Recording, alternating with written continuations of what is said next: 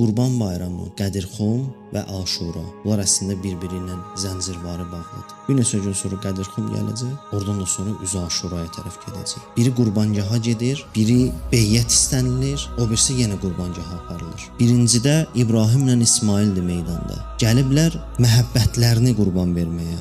Mübarək başı bədənindən ayrılmasa da bıçaq məhəbbətin başını kəsdi. Amma vilayəti qorumaq üçün tək məhəbbətin başını kəsmək kifayət eləmədi. Məhəbbət də getdi, baş da getdi.